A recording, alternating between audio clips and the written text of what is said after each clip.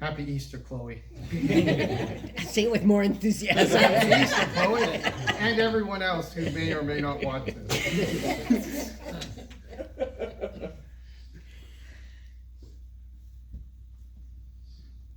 They had tried to keep the information from me. They did not tell me that he had been caught or tried or sentenced to death. I was hiding. I was hiding and trying to hope that he was okay.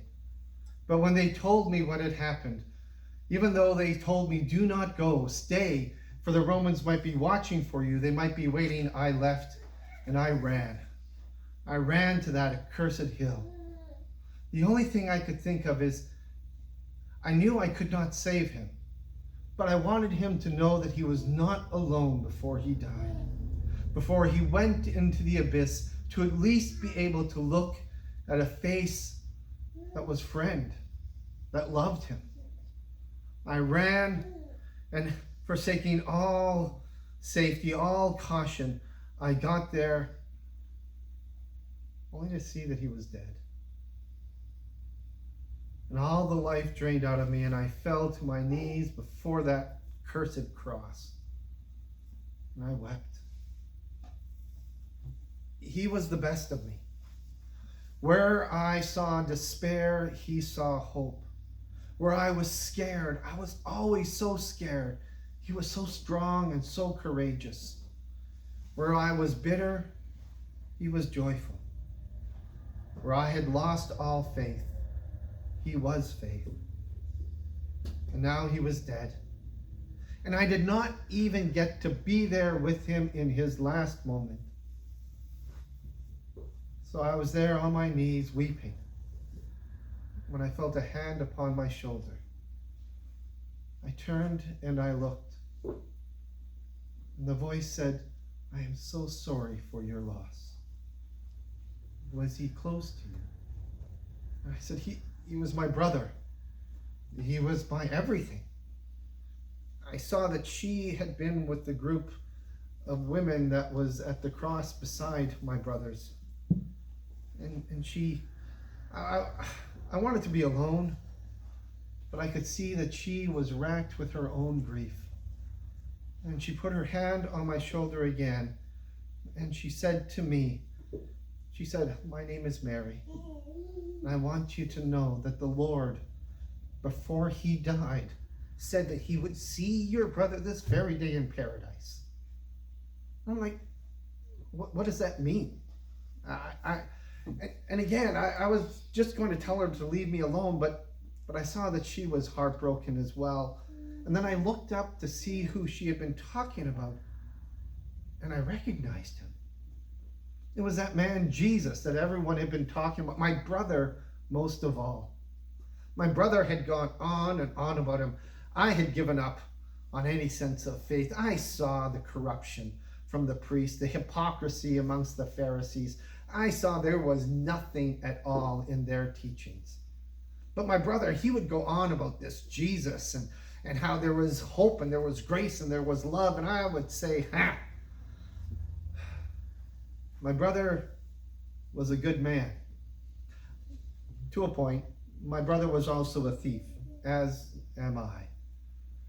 And he, even though the first time he had come and he had watched Jesus and he had listened to Jesus, this time I had convinced him that with Jesus in the city, the Roman guards would be distracted and we would be able to perhaps clean some of those rich Roman pockets while they were watching Jesus.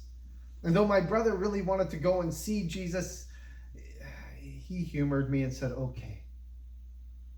Only there are more Roman guards than we thought there would be. And they cornered us. And we were hiding in this little alley. And they were coming, and I knew that we were both going to be caught. When my brother turned, smiled at me, and yelled, and took off, and the guards all just chased after him. And me, filled with fear, filled with doubt, I watched him run, and I did nothing. He did it to save me. But in some ways, I feel cursed now because of it. Saved me for what? A life of fear, a life of hate, a life of bitterness. But Mary stood beside me for a while longer. She said, "Do you know what that means?" I guess she meant again about Jesus and my brother being together in paradise. I said, "I do not know." She goes, "Well, I will tell you this, that at the very end, your brother looked upon Jesus, and I saw joy on his face, and he smiled." That was something, right? Like, I mean, he didn't die filled with fear and lonely. He died beside the man he believed in. So that's something, right? He's dead. He's gone. But at least that last moment he had hope once again. I went, and for the next 2 or 3 days, I cannot tell you what I did. Well, I could. I drank a lot. I hid. I cursed. I swore. I plotted terrible vengeance upon all people. But then on the 4th day, I started to hear a strange rumor. Jerusalem, it's a city, but it's like a small little town, and rumors spread like fire. And suddenly there was talk about Jesus was alive. And I first I was like, well, pretty sure I saw him on the cross dead. But they were saying like, no, he was dead, but now he's alive. And I'm thinking, I'd heard stories with this man Lazarus and stuff, but how do you raise yourself? You can't raise yourself. You might be able to raise someone else, which I have a hard time believing, but to raise yourself, no. But the rumors kept persisting. And they kept going on and on about how this was a sign of God's love for us. And I struggled, because all I could see of God in the past was the greed of the high priests and the self-righteousness of the Pharisees. But maybe they got it wrong.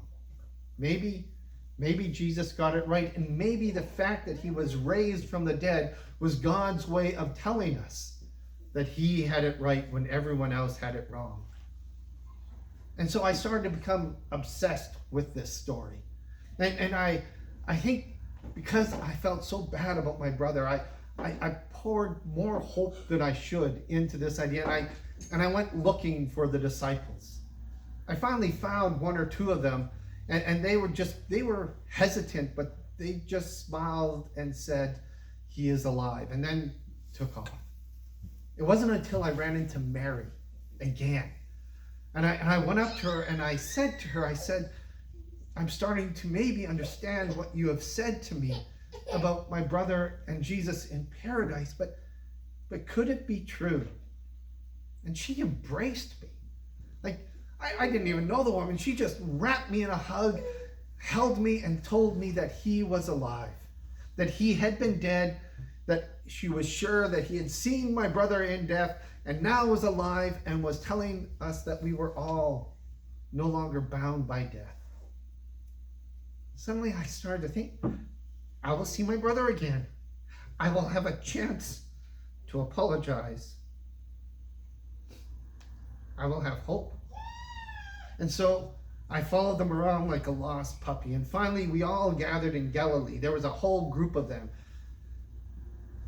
And there he was. He was alive. He looked different. I can't explain it. He looked different, but I knew this was the man who was hanging on the cross. This was the man that my brother and I had followed in preaching. And he was walking through this. It wasn't a large crowd. There was a lot of people, but he was walking through us.